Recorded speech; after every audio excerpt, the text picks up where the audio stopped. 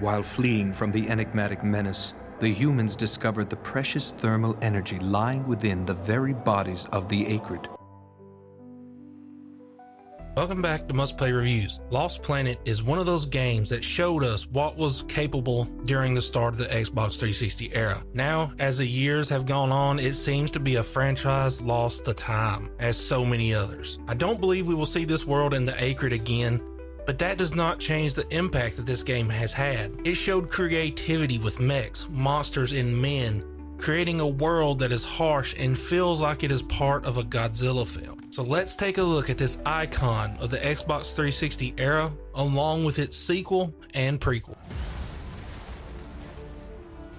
I remember the first time reading and seeing things on Lost Planet Extreme Conditions that it was only tapping into about 60% of the power of the 360, which at the time was mind-blowing. We had not seen a game go this far with explosions, snow effects, and detail. The look of a mech fighting against the giant Acrid in these epic battles was incredible. The game was an interesting blend of other classic titles. Watching the movement of the characters, they look like they're part of the Metal Gear franchise. And on the other hand, you have the grappling hook, just like the other Capcom legend Bionic Commando. Capcom and Keiji Inafune pulled out all the tricks for this game. They wanted to give a great shooter, and at the same time let players experience something very different, and they succeeded. You are Wayne, and your base comes under attack from a vicious and destructive Acrid known as Green Eye. As he is rampaging through your base, you and others try to stop him. Wayne's father Gale also helps during the battle with Green Eye. When your mech gets damaged, Gale steps in, draws his attention to protect you. As Wayne seems to be recovering from this, wandering out into the frigid wilderness,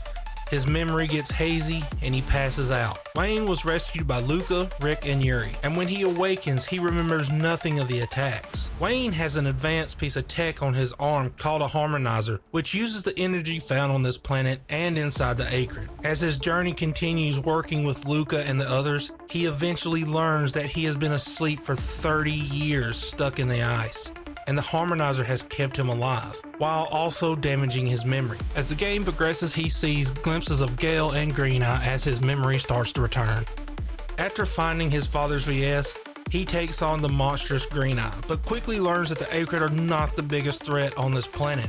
That is a corporation called Nevik that ends up leading to a few interesting twists and turns. Now, the Xbox version of this game has an interesting aiming mechanic, where the reticle floats around until you reach a certain point of the screen, then the camera turns. It's a strange way to play now, but the PC version doesn't have this, and it looks incredible on PC. At this time, Lost Planet Extreme Conditions was continuing the incredible run Capcom had been on during the PS2 era, after big hits like Devil May Cry 3 and Resident Evil 4.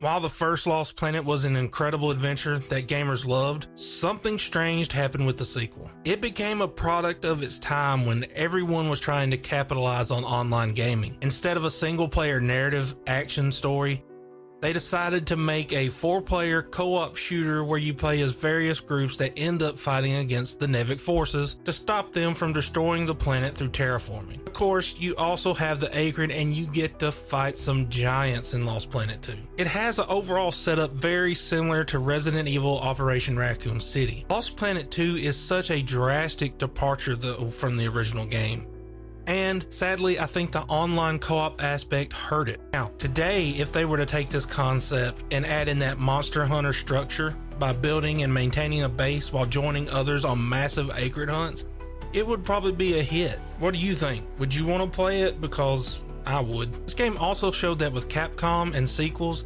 it is either a legendary success like Resident Evil 2 or a legendary flop like Devil May Cry 2. Capcom had started the generation with big games that were very successful, but things changed as every economy crashed. The Xbox 360 was dropping like flies, and PS3 was too expensive. It was a strange time for the entire industry. I'm just glad Capcom pulled through and is on top again. Lost Planet 3. Once again, the franchise makes another change, and development is no longer under Capcom. They are just publishing it. Spark Unlimited is now at the helm, and they went with an engine change to Unreal 3.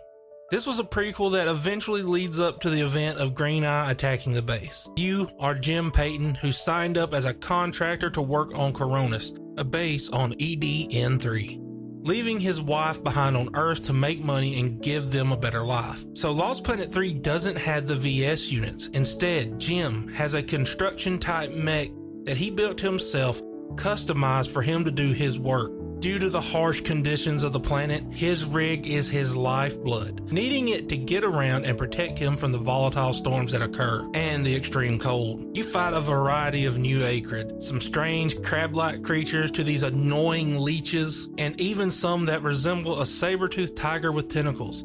Lost Planet 3 shows a time before the cities were built on EDN3 that were in ruins in the first game. Gale, Wayne's dad from Lost Planet, plays a crucial role in the game and story, as he is a young mechanic and genius. There's also Mira, who is part of the Forgotten. They were part of the first group that ever stood upon EDN3, and they were left behind by Nevik, and she is most likely Wayne's mom. As far as the story goes, it is the best written out of the 3 games. Now, as far as gameplay, it's a toss-up between 3 and 1. It's kind of more based on what you prefer as a game. Its shooting is not as good, but it does feature a lot more variety than just shooting. The grappling hook is here. Its quest design is a bit of a Metroidvania light. As you acquire certain new gear, more paths and areas open up to you. You even have some side quests. It also has weapon upgrades and some skills that help with survival, and of course, your rig, which is used for melee battles, traversal, and repairing broken down equipment. Lost Planet 3 offers a lot more than 1 and 2, but sadly I feel like the damage was already done. While 3 is a great game that enhances the world and the first game's story, it was not a success from critics or sales. Those that loved Lost Planet 2 hated 3,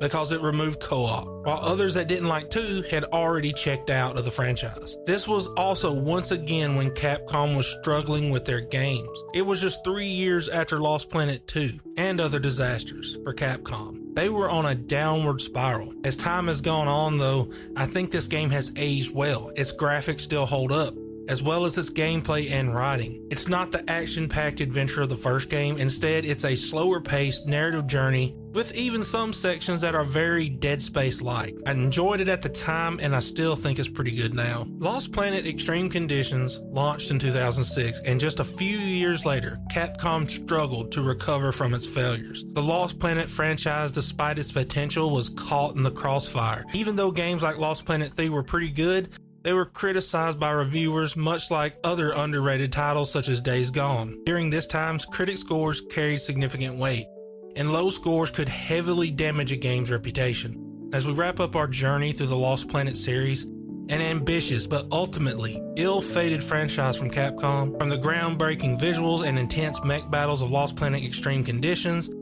to the cooperative missteps of Lost Planet 2, and finally, the narrative depth of Lost Planet 3.